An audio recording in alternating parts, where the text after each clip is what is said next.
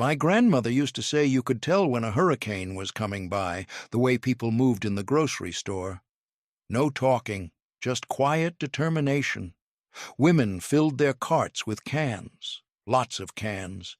Men stacked bags of ice in truck beds. Kids held tight to their mother's hands. Because in the 1950s, when a hurricane hit, you didn't evacuate. You stayed. You boarded up the windows. You filled the bathtub with water. And you prayed your food would last. No refrigerators when the power died. No drive-thrus. No calling for help. Just you, your family, and whatever you'd stored in the pantry. Some of these meals were eaten in the dark, some were cooked over candles, and some were made after the storm passed, when neighbors came together and shared what little they had left. These 25 meals aren't just recipes, they're survival stories, and by the end you'll understand why your grandparents never threw food away. Let's start with the one meal every family kept in the cabinet, just in case. 1. Canned corned beef hash. The first thing my grandfather grabbed when the radio said a storm was coming wasn't bread. It wasn't milk. It was corned beef hash. 3 cans, sometimes 4. You could eat it cold straight from the can if you had to. But if you still had gas on the stove, you'd fry it in a cast-iron skillet until the edges got crispy. Golden brown, a little burnt even. It smelled like salt and grease and safety. The meat was soft and crumbled easy. The potatoes soaked up all that flavor.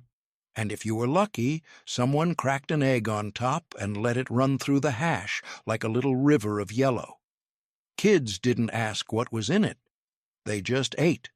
Because in the 1950s, during a hurricane, this was breakfast, lunch, and sometimes dinner. It filled you up. It didn't spoil. And it reminded you that no matter how bad the storm got outside, you still had something warm in your belly. Corned beef hash wasn't fancy, but it kept families alive. 2. Saltine crackers with peanut butter. When the power went out, the first thing that died was hope for anything fresh. No milk, no eggs, no butter. But saltine crackers? Those little square soldiers lasted forever. Every family had a sleeve. Some had a whole box. And tucked right next to them was a jar of peanut butter. Not the fancy kind, the kind that separated. Oil on top, thick paste on the bottom. You'd stir it with a butter knife until your arm got tired. Then you'd spread it thick on those crackers. The salt from the cracker, the sweet from the peanut butter. Kids would sit on the floor and eat these one after another. Crumbs everywhere. Peanut butter stuck to the roof of their mouth. Mothers didn't care about the mess, because this meal didn't need a stove, didn't need a flame, didn't need anything but a jar, a box, and hope. And when the storm finally stopped, those crackers were still there, still ready. 3. Vienna sausages cold. There's something about opening a can of Vienna sausages that feels like giving up and surviving at the same time. You pop the lid. You smell that strange, salty, meaty smell, and you know you're not eating this because you want to. You're eating it because you have to. No heat, no plates sometimes, just a can and a fork. The sausages were soft, almost too soft. They slid off the fork if you weren't careful. And the juice at the bottom? Some people drank it. Some poured it out and tried to forget it existed. Kids made faces. But they ate them anyway, because their parents told them to, because there wasn't anything else, because you didn't waste food when a storm trapped you inside. After the hurricane passed, people still had these cans left over, but they didn't throw them away. They kept them. Just in case. Because Vienna sausages weren't about taste. They were about survival. 4. Canned peaches in heavy syrup. If Vienna sausages were survival, canned peaches were hope. You'd hear the wind howling, You'd hear your father checking the windows. You'd hear your mother praying under her breath. And then someone would open a can of peaches. The sound of the can opener, the smell of that thick, sugary syrup, the way the light hit the orange fruit inside, even in the dim glow of a kerosene lamp. The peaches were soft, almost like butter. They melted on your tongue. And that syrup? So sweet it made your teeth hurt. But nobody cared. Kids would fight over who got the last slice. Mothers would split them even, making sure everyone got a piece.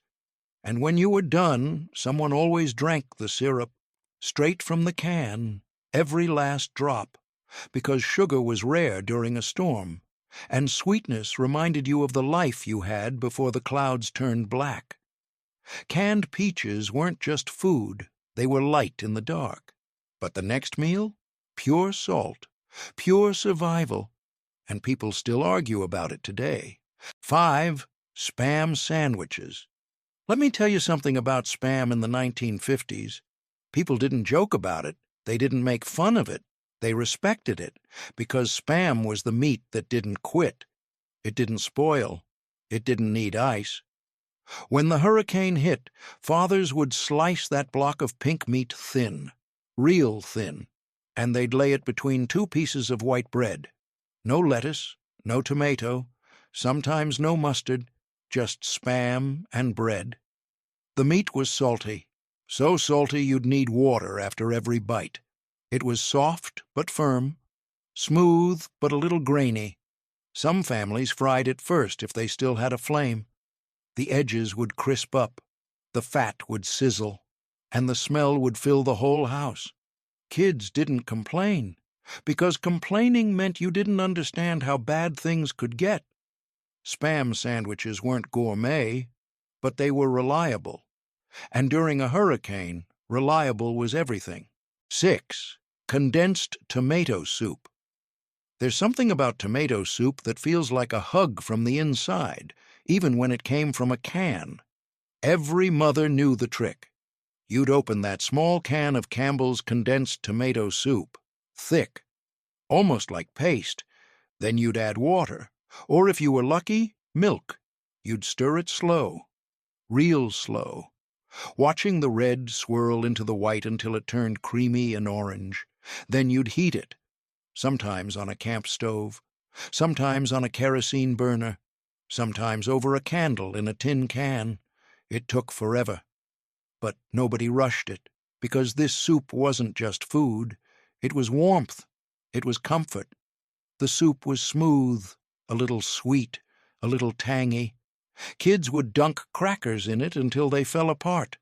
And for just a few minutes, you'd forget about the storm, forget about the roof leaking, about the tree in the yard, because tomato soup made you feel safe, even when you weren't. 7. Potted meat on crackers. Potted meat is one of those things you either know or you don't, and if you know, you probably have a strong opinion. It came in a small can with a little key you'd twist to peel back the lid. Inside was a pale, smooth paste.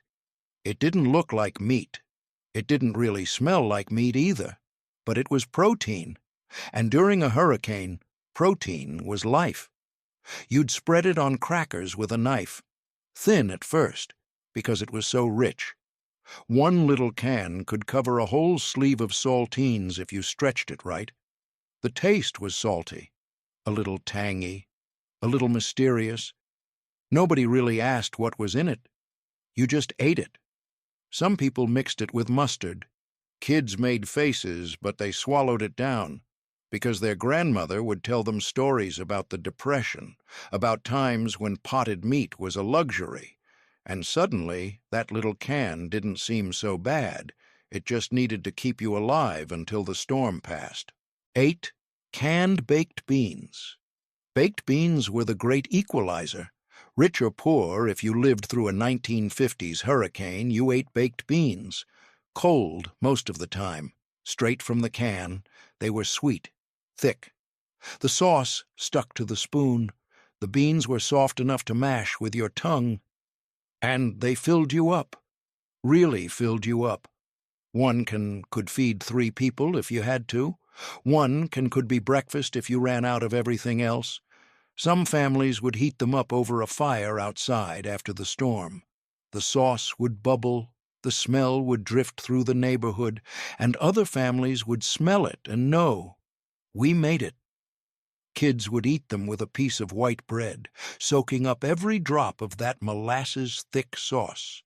Baked beans weren't exciting, but they were steady, dependable, the kind of food that showed up when nothing else could, and that made them worth their weight in gold. 9. Deviled ham spread.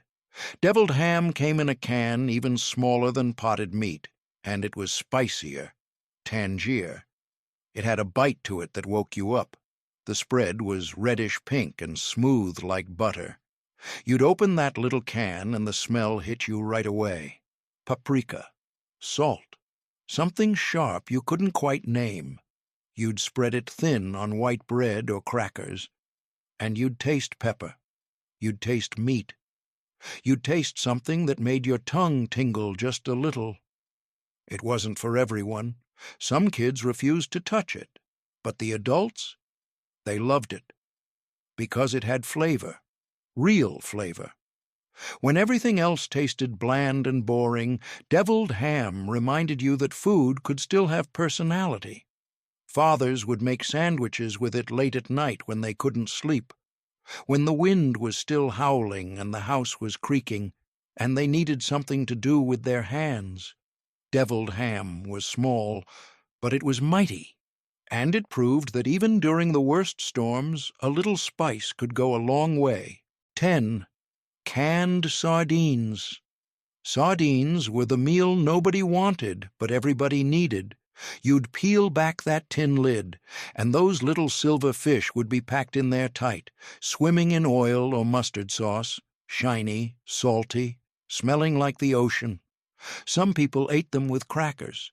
Some people ate them straight from the can with a fork, and some people, the brave ones, ate them whole, bones and all. The taste was strong, fishy, the kind of flavor that stayed with you long after you swallowed. Kids would hold their nose, mothers would tell them to be grateful, because sardines were cheap.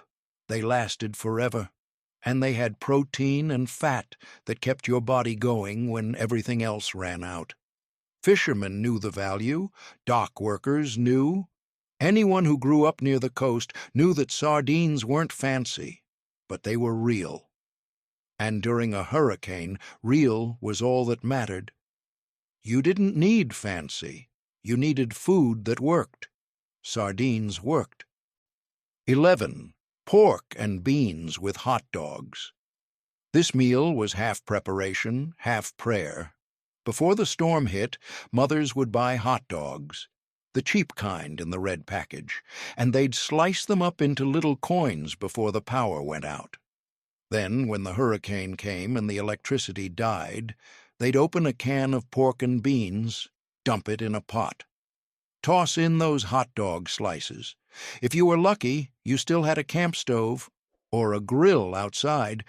You'd heat it up slow until the beans got warm and the hot dogs plumped up and everything smelled like a backyard barbecue.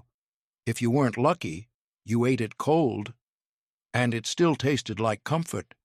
The beans were creamy, the hot dogs were salty and a little smoky, and together they made something that felt like a real meal, not just survival food. Kids loved this one, because hot dogs meant normal. Hot dogs meant before the storm. Hot dogs meant maybe things would be okay again soon.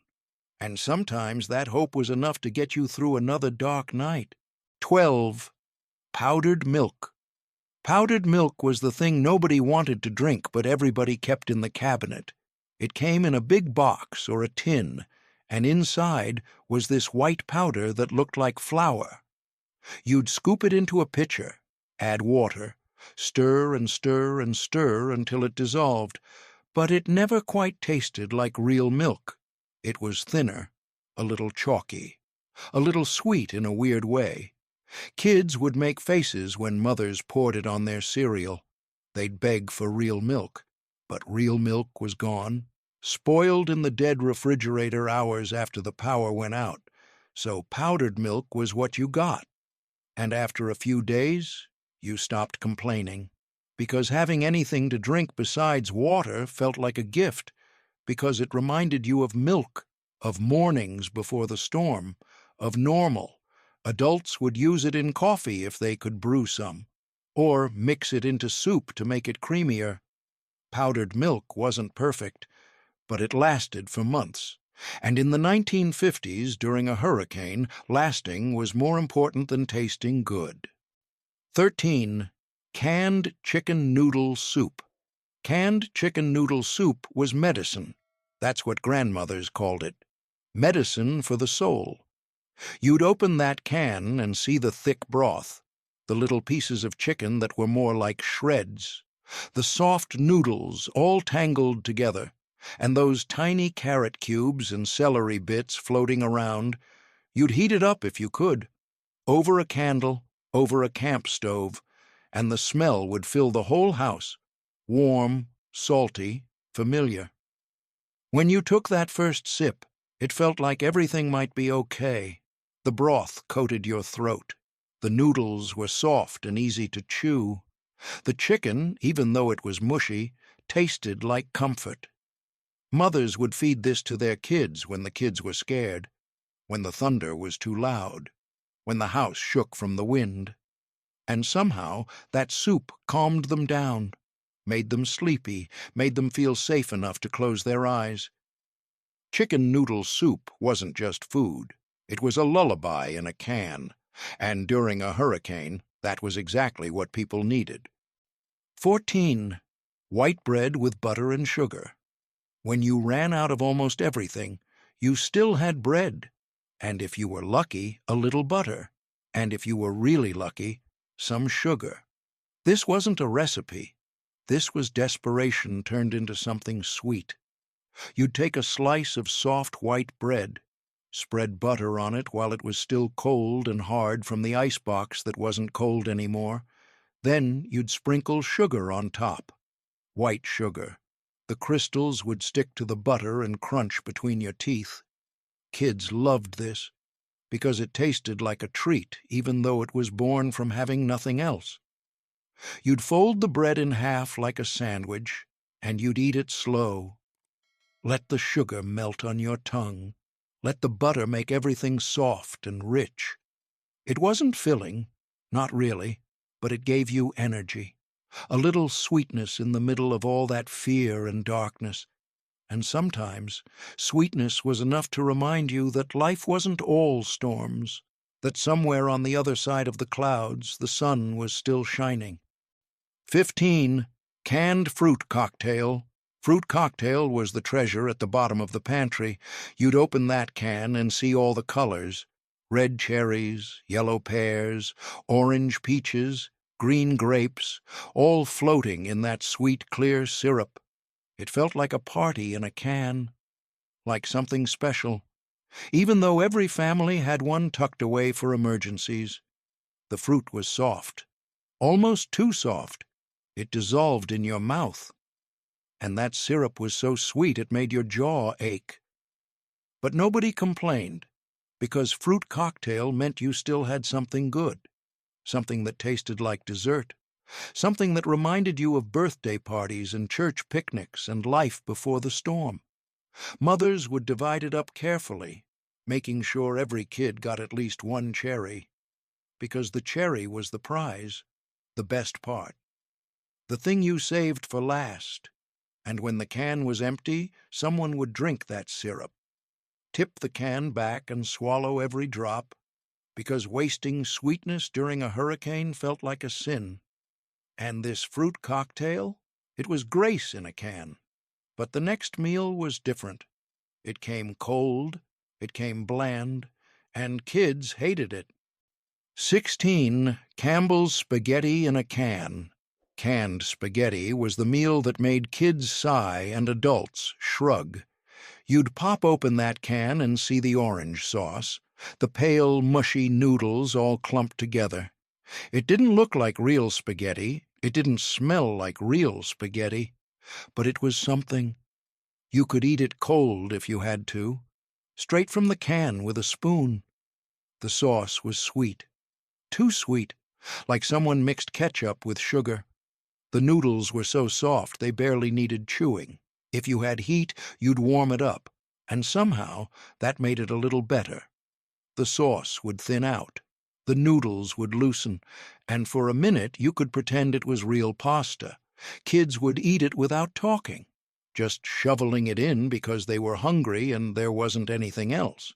Fathers would eat it standing up, staring out the window at the damage outside, thinking about how long until things got back to normal. Canned spaghetti wasn't good, but it was food, and during a hurricane, food was food. You didn't judge it, you just ate it and moved on. 17. Cheese and crackers. Cheese was tricky during a hurricane because most cheese needed to stay cold, but there were two kinds that didn't care about the heat: Velveeta and government cheese. Velveeta came in a box, wrapped in foil, and it could sit on a shelf for weeks without going bad. It was smooth and soft, almost like plastic, but it tasted like cheese. Sort of. Government cheese was different. It came in a big block, pale orange, wrapped in plain paper, and it was dense, heavy. You had to slice it with a knife because it wouldn't break easy. Both of them went on crackers, saltines usually. You'd cut the cheese into thin squares and lay them on top, and you'd eat them slow. The cheese was salty and creamy. The crackers were crispy and plain. Together, they made something that felt like a snack, like normal life.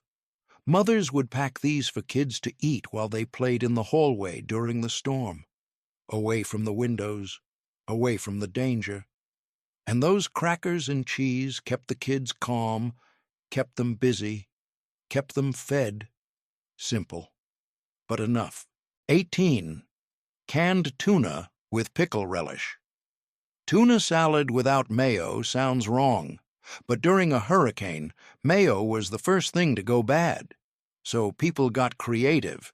You'd open a can of tuna, drain out that oily water, flake the fish apart with a fork until it was all shredded and soft. Then you'd add pickle relish. Just a spoonful. The sweet kind with the little green chunks of pickle and that tangy juice. You'd mix it together. And somehow, it worked. The tuna was mild and meaty. The relish added flavor, sweetness, a little crunch, and the vinegar from the pickles kept everything tasting fresh, even though nothing was fresh. You'd eat it on crackers, or on bread if you still had bread, or straight from the bowl with a spoon if you didn't care anymore. It wasn't fancy, but it tasted like something, like effort, like someone tried to make a meal instead of just opening a can and giving up. And that effort mattered, because it reminded you that you were still human, still trying, still fighting to make things normal even when the world outside was chaos. 19. Rice cooked over kerosene. Rice was the quiet hero of hurricane meals. If you had a kerosene stove, you could cook rice, and rice stretched everything, made a little bit of food feel like a lot. You'd measure out the rice, rinse it in a bowl, then pour it into a pot with water, set it on that kerosene burner and wait. It took forever. The flame was weak, the heat was uneven, but eventually the water would bubble, the rice would soften, and the smell would fill the house. Plain rice wasn't much, but you'd mix in whatever you had, a can of vegetables, some beans, a little bit of meat if you were lucky, and suddenly you had a meal, a real meal, not just snacks and scraps. The rice was sticky, warm. It filled your belly in a way crackers never could. Families would sit together and eat it from bowls. No talking, just chewing, just being grateful they had something hot to eat. Rice wasn't exciting, but it was solid, dependable. The kind of food that reminded you that even in the middle of a disaster, you could still take care of your family. 20. Beef stew from a can. Dinty Moore. Beef stew was thick, so thick you could almost stand a spoon up in it. You'd open the can and see the chunks of beef, the potatoes, the carrots, all swimming in that brown, salty gravy. You could eat it cold, and some people did, but if you had any way to heat it up, you did. Because warm stew felt like a real dinner. The beef was tender but a little chewy. The potatoes were soft and fell apart easy. The carrots added a little sweetness. And that gravy? It coated everything, thick and rich and salty. Kids would soak it up with bread. Adults would eat it straight from the pot. And everyone would feel full afterward, really full, because stew was heavy, hearty, the kind of food that stuck to your ribs and kept you going. After days of crackers and cold cans, a bowl of beef stew felt like a feast. It felt like someone was taking care of you, even if that someone was a can on a shelf. And that feeling of being taken care of, that was worth more than gold. 21. Evaporated milk on cereal. When the fresh milk spoiled, cereal became a problem. But grandmothers had a trick: evaporated milk. It came in a small can, thick and creamy and a little bit sweet. You'd pour it over your cereal, then add a little water to thin it out. It wasn't the same as fresh milk. It was richer, heavier. The cereal would get soggy faster, and the taste was different, almost caramel-like. But it worked. Kids would eat their cornflakes or Rice Krispies and try not to think about how different it tasted. Because breakfast was breakfast, and having cereal meant things were still sort of normal. Mothers would watch their kids eat and feel relieved, because keeping routines alive during a storm kept everyone sane. Evaporated milk wasn't just a substitute, it was a lifeline. It meant you could still have breakfast, still start the day with something familiar, and when the storm finally passed and the stores opened again and fresh milk came back, people kept a can of evaporated milk in the cabinet. Just in case, because they learned you never know when you'll need it again. 22. Fried potatoes and onions. When the power came back on, or when you could finally cook outside, the first thing people made was fried potatoes and onions. You'd slice the potatoes thin, peel an onion and chop it up. Then you'd throw them in a cast-iron skillet with whatever fat you had. Butter, oil, bacon grease if you saved some. The smell was incredible. The potatoes would sizzle. The onions would turn sweet and golden, and that smell would drift down the street like a signal. We made it. The potatoes would get crispy on the edges, soft in the middle. The onions would caramelize and melt into everything. And when you took that first bite, hot and salty and perfect, you'd almost cry. Because this wasn't survival food. This was real food, cooked with heat, with flavor, with care. Families would stand around the stove and eat straight from the pan. No plates, no forks sometimes, just fingers and hunger and relief. Fried potatoes and onions meant the worst was over. The storm had passed, and life was starting to come back. Simple food, but it tasted like victory. 23. Boiled eggs. Smart families boiled eggs before the hurricane hit. You'd put a dozen eggs in a pot, cover them with water, boil them hard, then let them cool, and those eggs would last for days. Even without refrigeration, even in the heat. You'd peel one when you got hungry. The shell would crack and come off in pieces, and underneath was that smooth white egg with the yellow yolk in the middle. You'd sprinkle salt on it, maybe some pepper if you had it, and you'd eat it in a few bites. It wasn't exciting, but it was protein. It was filling, and it was something you made before everything went wrong. Kids would eat them without complaining. Adults would eat 2 or 3 at a time, and when you ran out, you'd feel it, because those boiled eggs were easy. Portable, no cooking required. They were preparation meeting necessity. And they worked. People who boiled eggs before a hurricane were the smart ones. the ones who understood that survival wasn't about luck, it was about planning. And a dozen boiled eggs? That was a plan that saved lives. 24. Day-old biscuits with honey. Biscuits from before the storm were hard by day 3. Rock hard. You could knock on them like a door. But if you had honey, you could save them. You'd drizzle that golden honey on top. Let it soak in. And those hard biscuits would soften just enough to bite through. The honey was sweet and thick. It filled in all the cracks. And suddenly that stale biscuit tasted like something special again. Kids would fight over the last jar of honey. Because honey didn't spoil. Honey lasted forever. And honey made everything better.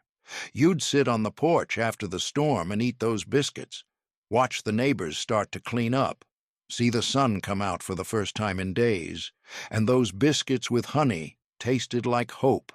Like the hard part was over. Like maybe, just maybe, things were going to be okay. Day-old biscuits weren't much, but with honey they were enough. Enough to keep you going.